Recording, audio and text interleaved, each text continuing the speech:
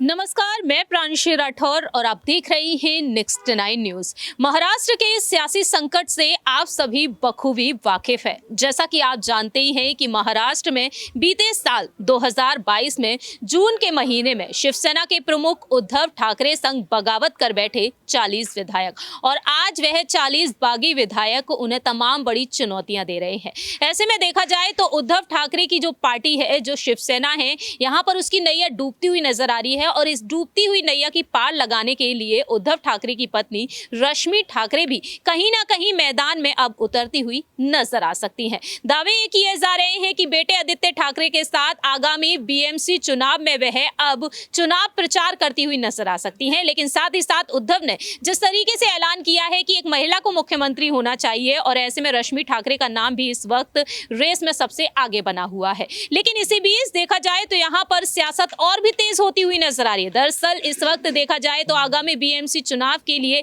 यहाँ पर मनसे प्रमुख राज ठाकरे भी है। राज ठाकरे को लेकर यही दावा किया जा रहा है कि कहीं ना कहीं यहाँ पर वह बीजेपी से जुड़ सकते हैं या फिर शिंदे गुट से उनका गठबंधन हो सकता है उनकी पार्टी का। ऐसे में देखा जाए तो रश्मि ठाकरे की क्या कुछ यहाँ पर प्लानिंग हो सकती है, एक बड़ी बैठक पर चर्चा करेंगे। हमारे साथ मौजूद है हमारे सहयोगी अबरार, जिनसे हम जानना चाहेंगे कि रश्मि ठाकरे जिस तरीके से रश्मि वाहिनी को संभालती हुई नजर आती है, महिला संगठन को संभालती हुई नजर आती है। हाल ही में शिवसेना सांसद संजय राउत ने अपनी बात रखी कि राज ठाकरे तो यहाँ पर बीजेपी के प्रायोजित हैं, यानी कि कहीं ना कहीं बीजेपी को प्रेजेंट करते हुए नजर आ रहे हैं। और ऐसे में देखा जाए तो कहीं ना कहीं राज ठाकरे का जो संयोजन है, जो सहयोग है, वो बीजेपी के साथ देखने को मिल रहा है। तो ऐसे में रश्मि ठाकरे अब आगे आ सकती हैं और उनके क्या कुछ बड़े फैसले हो सकते हैं राज ठाकरे को ध्यान में रखते हुए। देखिए, रश्मि ठाकरे की शुरू से ही ये नीति रही है कि कहीं ना कहीं परिवार को एकजुट किया जाए, ताकि महाराष्ट्र की राजनीति में भारतीय जनता पार्टी जो अपनी जो है राजनीति को लगातार विस्तार दे रही है, और इसी वजह से शिवसेना पार्टी में भी एक बड़ी टूट हो गई। पार्टी पूरी तरीके से बिखर गई। हालांकि फिर से एक बार नई ताकत, नई ऊर्जा के साथ उद्धव ठाकरे की कई नीतियों और साथ ही रश्मि ठाकरे की कई कोशिशों के बाद अब लग रहा है ऐसा कि बीएमसी चुनाव में कुछ ना कुछ जो है ज़्यादा सीटों का इजाफा जो है शिवसेना के खाते में जो है हो सकता है, क्योंकि इसके लिए लगातार मेहनत इस वक्त जारी है। तमाम शिवसैनिकों के साथ खुद उद्धव ठाकरे ने बड़ी बैठक की थी मातोश्री में।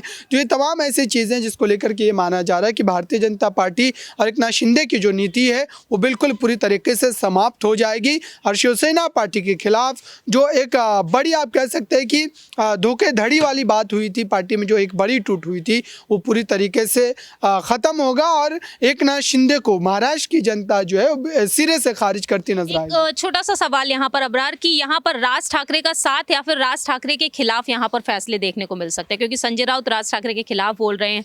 दूसरी तरफ यहाँ पर ओपिनियन पोल ये कहती है कि राज ठाकरे में बाला साहेब ठाकरे की छवि नजर आती है, तो कहीं ना कहीं शिवसेना की डूबती हुई नैया की पार वह लगा सकते हैं। शर्मिला ठाकरे ने कहा प्रस्ताव मिलेगा तो जरूर यहाँ पर सोच विचार किया जाएगा मातोश्री में वापसी का।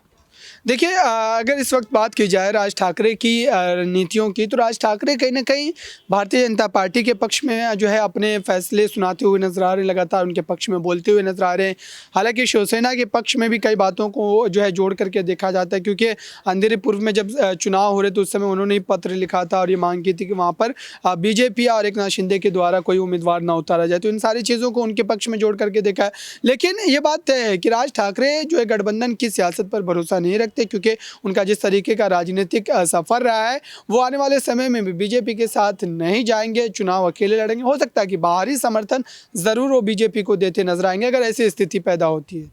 बहुत बहुत शुक्रिया अबरार। और जैसा कि यहाँ पर अबरार ने अपनी बात रखी है, अब ऐसे में दिलचस्प बात यही होने वाली है कि रश्मि ठाकरे जो यहाँ पर अहम बैठकें करती हुई नजर आ सकती हैं मातोश्री में, क्योंकि देखा जाए तो मातोश्री में यहाँ पर पदाधिकारियों के साथ, कार्यकर्ताओं के साथ जो बैठकें हुई हैं, उन बैठकों में यहाँ पर शिंदे और फडणवीस की सरकार के खिलाफ फैसले लिए गए कि कैसे भी करके इस गुट को मजबूत करना है। देखना यही दिलचस्प होगा कि रश्मि ठाकरे और राज ठाकरे की यहाँ पर जो प्लानिंग प्लॉटिंग है उनका यहाँ पर नतीजा क्या कुछ देखने को मिलेगा। लेकिन आपकी क्या कुछ राय प्रतिक्रिया है? क्या राज ठाकरे को मातोश्री में वापस अब जाना चाहिए या फिर नहीं? क्या यहाँ पर राज ठाकरे को अकेले ही चुनाव लड़ना बहुत ही फायदेमंद हो सकता है? ये वक्त के साथ साथ ही पता चलेगा। फिलहाल हमारी इस रिपोर्ट में इतना ही। बाकी की तमाम अपडेट्स के लिए आप देखते रहिए नेक्स्ट 9 न्यूज।